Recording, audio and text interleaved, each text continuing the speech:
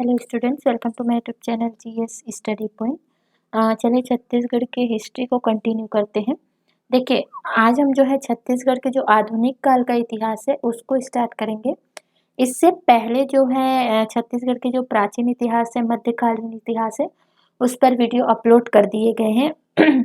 अगर आपने उन वीडियो को नहीं देखा है तो चैनल के प्लेलिस्ट पे जाइएगा और छत्तीसगढ़ स्पेशल करके जो है प्लेलिस्ट बना हुआ है, वहाँ से जो इससे पहले के आप सारे वीडियो को देख सकते हैं। तो चलिए देखते हैं। छत्तीसगढ़ का जो आधुनिक काल का इतिहास है वो शुरू होता है छत्तीसगढ़ में मराठा शासन से, ठीक है। और छत्तीसगढ़ में मराठा शासन जो है कब से कब तक रहता है, तो ये रहता है आपके 1741 से 1854 तक, ठीक है। और छत्तीसगढ़ में जो मराठा शासन को हम जो है 5 चरणों में बांट के देख सकते हैं। पहला, जब उन्होंने अप्रत्यक्ष रूप से जो है शासन किया था छत्तीसगढ़ पे, तो अप्रत्यक्ष मराठा शासन जो काल रहा है वो रहा है 1741 से 57 तक, ठीक है। इसको आगे डिस्कस करेंगे हम। उसके बाद जो है जब वो बिम्बा जी आते हैं, शासक बनते हैं, उसके बाद जो है छत्तीसगढ़ में मराठाओं का जो है प्रत्यक्ष रूप से जो है शासन स्टार्ट होता है, ठीक है। उसके बाद फिर सूबेदारों की नियुक्ति होती है और सूबेदारों के द्वारा जो है शासन किया जाता है, तो उसको हम जो है सूबा शासन के अंतर्गत लेते हैं। उसके बाद जो है ब्रिटिशों के अधीन जो है मराठा शासन देखेंगे। उसके बाद जो है फिर दोबारा से जो है पुनः मराठा शासन स्थापित होता है 1830 से 1854 तक। 1854 के बाद जो है पूरी तरीके से छत्तीसगढ़ जो है ब्रिटिश शो के अधीन आ जाता है, ठीक है। क्योंकि इस लास्ट में जो रघुजी तृतीय जो मराठा शासक बनते हैं, उनके मृत्यु के बाद जो है डलहौजी हड़प नीति के द्वारा जो है अपने में जो है छत्तीसगढ़ को, रियासत को जो है मिला लेते हैं। और उसके बाद जो है छत्तीसगढ़ में ब्रिटिश शासन स्टार्ट हो जाता है। लेकिन उससे पहले के जो शासन रहे हैं, जो काम कार्य रहे हैं छत्तीसगढ़ में, उनको देखेंगे, जहाँ से जो है आपके क्वेश्चन पूछे जाते हैं। तो ध्यान से समझिएगा, बहुत महत्वपूर्ण टॉपिक है। क्वेश्चन जो है यहाँ से पूछे जाते हैं, ज़्यादातर आपके सूबा शासन से पूछा जाएगा, प्रत्यक्ष मराठा शासन से भी क्वेश्चन पूछे जाते हैं। तो चलिए देखते हैं। देखिए, सबसे पहले चरण देखते हैं अप्रत्यक्ष मराठा शासन। तो देखिए, हमने जो है पिछले वीडियो में भी देखा था कि 1741 में जो है भास्कर पंत द्वारा जो है दक्षिण कौशल में आक्रमण किया जाता है, ठीक है। तो जो नागपुर का जो भोसला वंश होता है, उसके जो शासक होते हैं रघुजी, वो जो है दक्षिण भारत के जो है अभियान के दौरान, मतलब उस उड़ीसा का अभियान कर रहे थे, उसके बीच में ही जो है छत्तीसगढ़ पड़ता है। तो उनके जो सेनापति होते हैं भास्कर पंत, वो जो है दक्षिण कौशल पर क्या कर देते हैं, आक्रमण कर देते हैं। कब? 1741 में, ठीक है। और इस समय जो है रतनपुर में जो है किसका शासन रहता है, तो रघुनाथ सिंह का, ठीक है, यहाँ कर लीजिएगा। उस समय जब इस टाइम पे जब भास्कर पंत का जब आक्रमण होता है, उस टाइम छत्तीसगढ़ में रघुनाथ सिंह का जो है शासन रहता है, ठीक है। तो रघु जी जो मराठा शासक होते हैं, उसके जो सेनापति भास्कर पंत 1741 में आक्रमण कर देते हैं रघुनाथ सिंह पर, जो रतनपुर के शासक होते हैं, ठीक है। उसके बाद जो है आक्रमण जब होता है, तो रघुनाथ सिंह जो है पहले ही जो इनके पुत्र की मृत्यु हो चुकी होती है, तो पहले ही जो है बहुत, मतलब एकदम शिथिल अवस्था में रहते हैं, ठीक है। और अचानक से आक्रमण होता है तो उन्हें इनका सामना नहीं कर पाते हैं और ये जो है इस आक्रमण में हार जाते हैं। लेकिन जो है जो मराठा शासन है वो कुछ नरमी दिखाते हैं और रघुनाथ सिंह को, जो कलचुरी शासक होते हैं, तो उनको जो है एक तरह से प्रतिनिधि के रूप में जो है शासन करने देते हैं। और उनके साथ जो है अपने एक प्रतिनिधि को भी रखते हैं, वो है कल्याणगिरी गोसाई, ठीक है, इनकी हेल्प के लिए, इनकी मदद के लिए, ठीक है। इतनी चीजें यहाँ पे ध्यान रखनी है। आगे चल के जो है 1745 में जो है रघुनाथ सिंह की जब मृत्यु हो जाती है, जब वो प्रतिनिधि के रूप में जो है शासन करने दिया जा रहा होता है, तो जब इनकी मृत्यु हो जाती है तो 1745 में मोहन सिंह जो है क्या बनते हैं, यहाँ के शासक बनते हैं, ठीक है, रतनपुर के। और फिर जब इनकी मृत्यु होती है 1757 में, तो रघुजी भोसले के जो पुत्र होते हैं बिंबाजी भोसले, उनका जो है फिर प्रत्यक्ष रूप से रतनपुर में जो है शासन प्रारंभ हो जाता है। और जो रायपुर की जो शाखा होती है कलचुरी शासक, जिस पे जो है अमर सिंह के टाइम पे 1750 में जो है इन्होंने 1741 में तो यहाँ आक्रमण किया था रतनपुर में, और जो रायपुर शाखा में उनके द्वारा जो है अमर सिंह के शासनकाल के दौरान जो है आक्रमण कर दिया जाता है। तो अमर सिंह को जो है रायपुर है, पाटन है, ठीक है, ये वाला क्षेत्र जो है अमर सिंह को दे दिया जाता है शासन करने के लिए। लेकिन कुछ टाइम बाद इनसे जो है ये चीज़ें भी छीन ली जाती है, और जब इनके पुत्र आते हैं शिवनाथ सिंह, ठीक है, उनको जो है कुछ क्षेत्र देके पूरी तरीके से जो है रायपुर शाखा पर भी जो है मराठाओं का आधिपत्य हो जाता है। ठीक है, आगे चलिए देखते हैं बिंबाजी का जो प्रत्यक्ष रूप से शासन हुआ।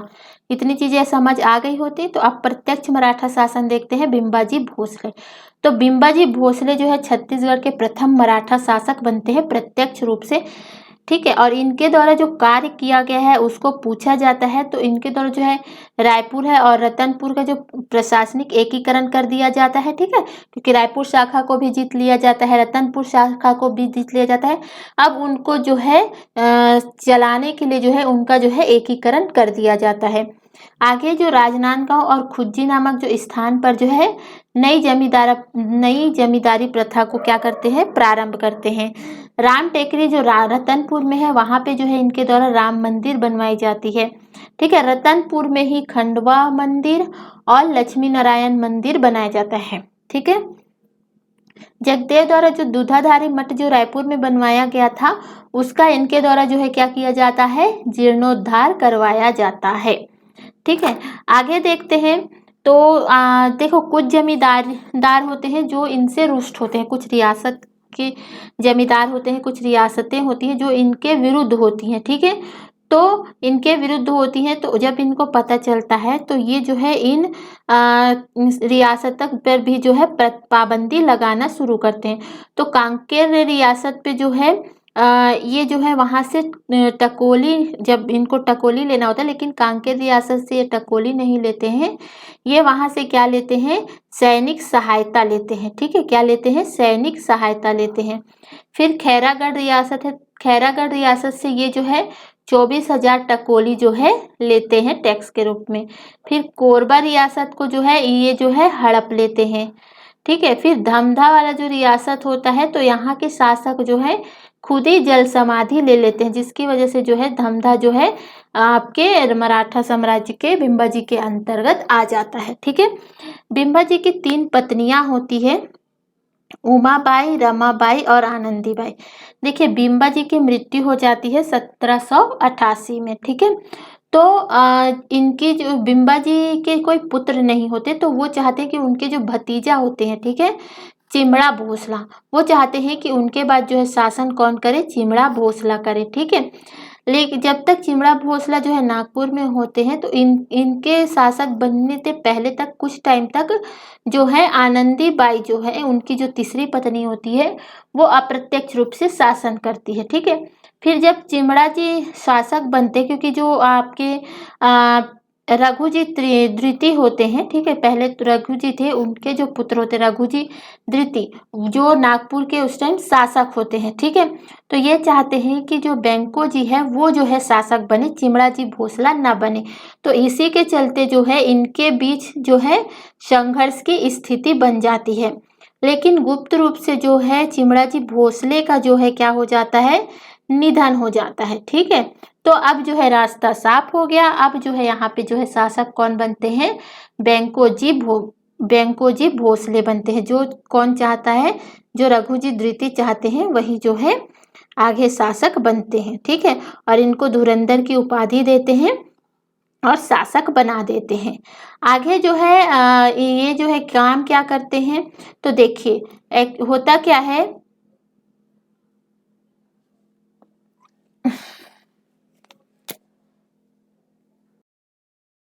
पर ब्योमकेन जी जो है वो जो छत्तीसगढ़ पे शासन नहीं करना चाहते, वो चाहते थे कि वो नागपुर पे ही जो है शासन करे या वहीं जो है शासक बन के रहे।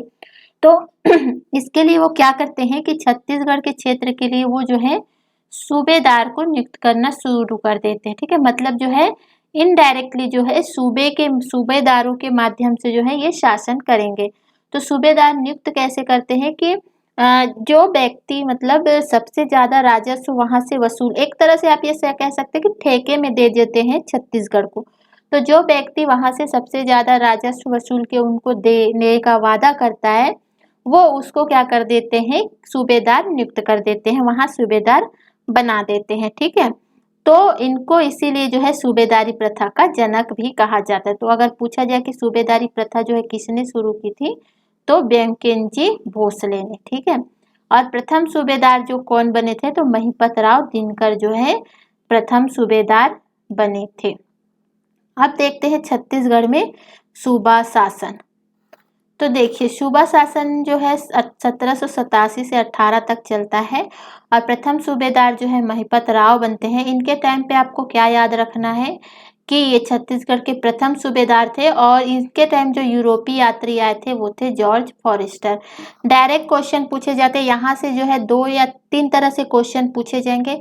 एक तो आपको दे दिया जाता है कि सूबेदारों को जो है क्रम में लगाइए, आया हुआ क्वेश्चन है। दूसरा दे दिया जाएगा आपको, एक साइड जो है सूबेदार के नाम दे दिए जाएंगे और दूसरी साइड जो है उसके टाइम पे जो यूरोपीय यात्री आए हैं उनको दे दिया जाता है और मिलाने को कह दिया जाता है कि कौन किसके टाइम पे आए थे। और डायरेक्ट फिर नाम दे के पूछ दिया जाता है, जैसे पूछ दिया जाएगा कि महिपत राव दिनकर के टाइम पे कौन से यूरोपीय यात्री जो है छत्तीसगढ़ आए थे। ठीक है, तो इन चीजों को ध्यान रखिएगा। विट्ठल राव दिनकर से याद रखिएगा, इन्होंने जो है परगना पद्धति के ये जन्मदाता है। परगना पद्धति जो है एक तरह की राजस्व व्यवस्था थी, इसको हम आगे डिटेल में पढ़ेंगे जब हम मराठा प्रशासन पढ़ेंगे। ठीक है, तो ये जो है राजस्व व्यवस्था थी एक तरह की, तो इनके जो है जन्मदाता मतलब छत्तीसगढ़ में। ठीक है, सूत्रधार तो आपके बिंबाजी भोसले हैं, लेकिन छत्तीसगढ़ में जो है इसको लागू किया था तो वो थे विट्ठल राव दिनकर। ठीक है, इनके जो मुखिया होते थे, प्रमुख जो होते थे परगना के, उनको जो है क्रमाविचार कहा जाता है। और जो परगना पद्धति के अंतर्गत जो छत्तीसगढ़ थे उनको जो है 27 परगनों में बांट दिया गया था। और इनके टाइम जो यूरोपीय यात्री आए थे वो थे मिस्टर ब्लंट। ठीक है, आगे देखते हैं भवानी कालू।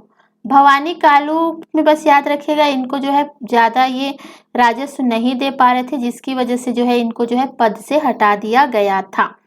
फिर आते हैं केशव गोविंद। ठीक है, सर्वाधिक समय तक जो है सूबेदार रहे थे केशव गोविंद। और इनके टाइम जो यूरोपीय यात्री आए थे उनको याद रखना है कोलब्रुक। और फिर इसके टाइम आए थे बीकोजी पिंडरी दीरो कुल्लर। ठीक है, केशव गोविंद के बाद आए थे बीकोजी पिंडरी और दीरो कुल्लर, तो इसको आपको ध्यान रखना है।